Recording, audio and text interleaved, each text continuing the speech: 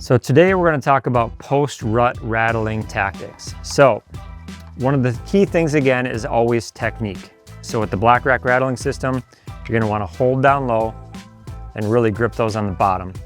As we've talked about in past videos, we're hinging the top and twisting the bottom for maximum volume, time-to-time contact, really get those loud pops and clicks with your rattling. Now this time of the year, post-rut, most of the does have been bred.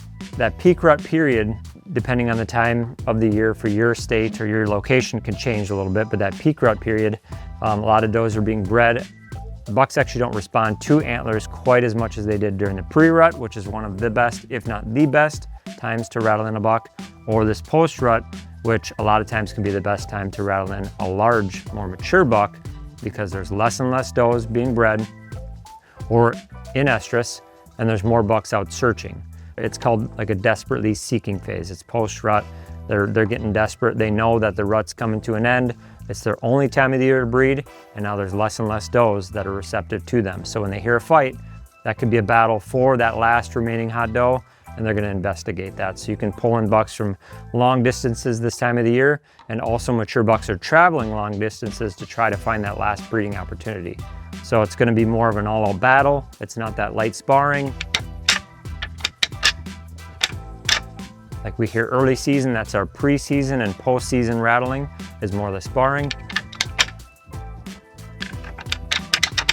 This is gonna be very aggressive like our pre-rut tactics. So we're gonna slam the top, twist the bottom, and if you wanna get a big slam, you can also use the backside. It just really sounds like two big beams smashing each other. And you can be flexible in your rattling situation. So it could be something really short,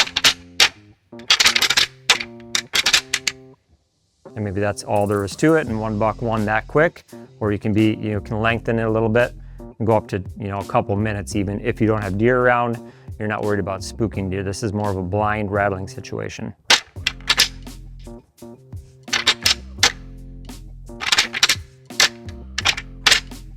And they're pushing each other.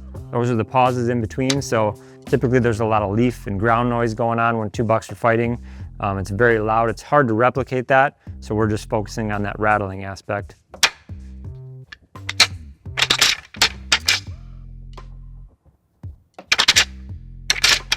And the longer the sequence goes, sometimes those pauses are even more lengthened just because the bucks are tiring out. And every time they push, they don't necessarily hear the tines clashing each other, but there's a lot of ground noise. So those are those pauses. And then back into those twisting, those clicks, those pops. You want to get as much volume as possible, and that's where holding low, slamming the top, hinging it.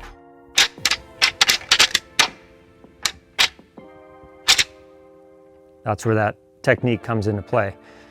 Now, if you want to just be more of a smaller rack deer, you can use more of the tines. But the deep sound's really coming from these pockets or from the big bases of the antlers. So that's a deeper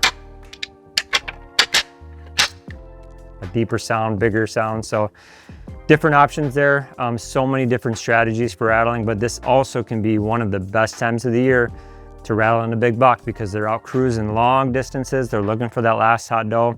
We're creating a situation where two bucks are fighting for a doe and estrus. That's gonna pique their curiosity, and it's a great time to rattle in a big buck post-rut. One thing to take note on is always watch your downwind side. So try to set up to where you have something maybe blocking travel behind you. Could be a dry creek bed, a river, just some topography that helps you. So if those deer are circling in downwind, at least they don't get directly downwind of you, if at all possible. We're using our phase system. We're being as scent free as possible.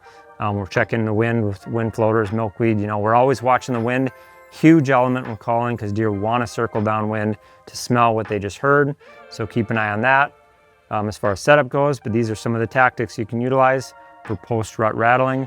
And good luck this season.